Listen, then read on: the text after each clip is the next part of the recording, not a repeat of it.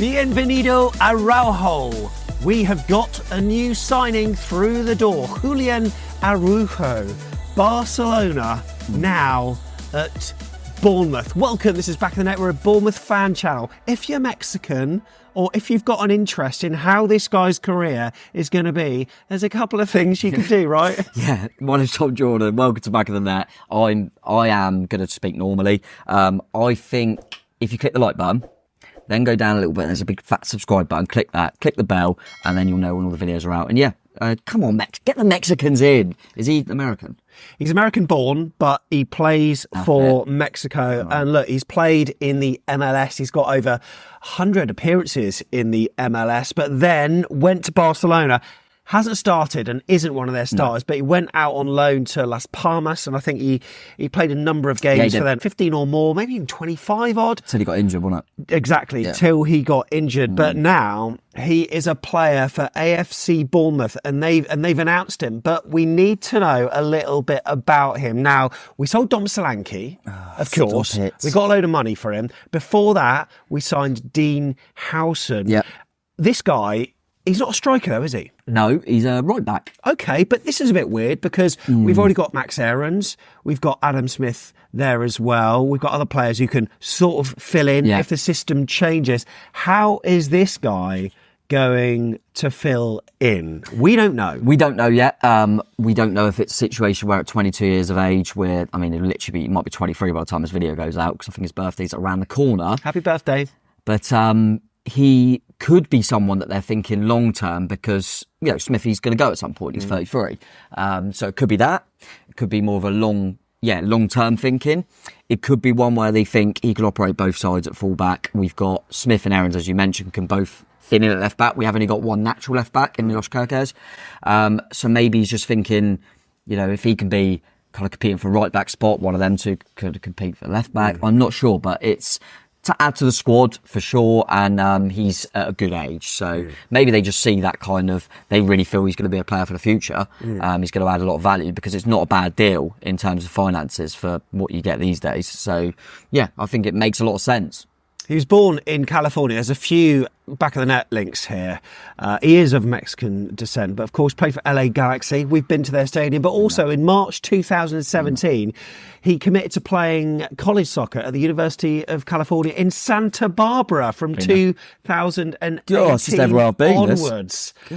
He's also played for the Mexican national team as well, and is almost a shoo-in for that position by the looks of it. Yeah, and that's no mean feat. I mean, Mexico are always they're a decent outfit. They've always got decent players. So if he can nail on the fullback spot for the Mexico national team, he can't be a bad player, mate. He's got nice hair, by the way. I don't know. I'm like, is that him? I think he's got so many different. He's had pink hair before, but I'm sure we can get a little song going with that, I reckon. Yeah. I don't know. I want Celia to. His name. Yeah, go on. Go on. I was trying to pronounce it. I forgot. Julián Araujo. You wanna love him? He's got one of these like full names, and but the last name is Zuniga. So for me, it would be perfect, Zuniga, but no one calls him that. Zuniga. Well, it's better than Senesi, isn't it? It's Tequila Mexico. Is that right? Yeah. Is that what you're saying? It? Yeah. Oh, I only just clocked that. Tequila's Mexico. Yeah. But when you look at his stats for the team he went out on loan to, Las Palmas. Now, look at his percentage duels won, mate, 64%, which is high for a right back. Yeah, that's strong for a right back in La Liga, definitely. So yeah, and I've heard a lot about, because kind of obviously trying to see how exactly he plays, the way he plays. Loves, the physicality of it is real. He loves defending, and maybe you're looking at the players we've got at the moment and going forward with Kerkez at left back, with Aarons at right back, they're quite offensively minded, and maybe Andoni and the club are looking and thinking, we could do with someone that's maybe a little bit more suited to that one-on-one defending, because he does like that, and he's had to defend against some top players in La Liga, including Vinny Jr., where he had him in his pocket. In his pocket.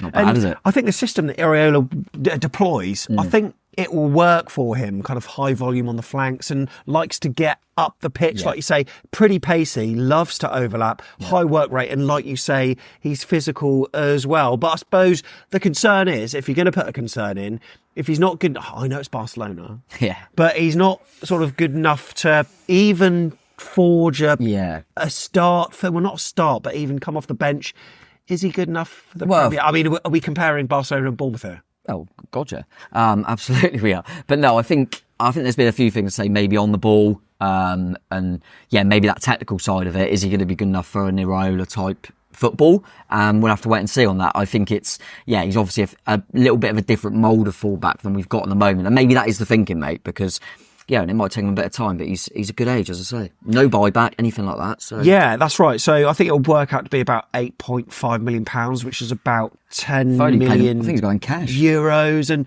yeah, 13 caps for Mexico. Barcelona, they took a punt on him. A lot of the fans, I've been reading some of the comments, and some of them are saying, it's good to get that amount of money for a player that hasn't played much for us. But there are some that are also a bit like, why are we letting him go? Yeah, he's obviously highly rated. Yeah, it is an interesting one, and he's highly rated. And when it's that sort of money, when you look at a club like Barcelona, and you know what money's like this day and age in football, it feels like, well, what's that worth it? And maybe he's the type of player that's kind of forced it a little bit and said, I want to go and try and play football. Not sure, but I'm excited by it because it's so unknown that you're kind of going into it with kind of just no kind of preconceived judgment or anything. I'd be really interested to see how involved he is, because as you say, we have got a few options at right back. There was a photo that circulated online from Fabrizio Romano of Simon Francis and Thiago Pinto sat in the Nice hotel in Bournemouth up there on the West Cliff, and they were obviously chatting all things AFCB, I'm sure with some contract wranglings as well. His agent there too. It's going to be very interesting to see how he fits in, if indeed he does fit in. And with regards to Thiago Pinto, he's obviously becoming quite an influence in terms of Bournemouth signings, because we're getting linked with all sorts of unknowns. It's not just this guy. There are other people's who have been linked with AFC Bournemouth, including this guy you can see on screen as well. Who is he? We don't know. Ivan Ilson. Yeah, Tom, of course, you know loads about him. I think he's got a decent goal scoring record at Porto over the years, but and he's finally had this year, I believe, had his first call up to the Brazil national team. I mean, if you can get in the Brazil national team, you're not bad. And he's Brazilian, and I quite fancy a Brazil shirt. Get him in. But it's quite good to have all of these kind of new players, like you say, unknown entity, cool. And it kind of like reeks, pongs, whiffs of Brighton. What we're doing right now. I thought you were doing I thought you were doing a whiffs of Europe.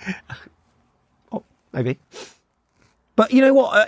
It's going to be so interesting to see how he fits in. Yeah, if indeed he's Adam Smith, we know that he is our number one right back as well. What does this say maybe about Iraola's trust in Max Aarons? Potentially.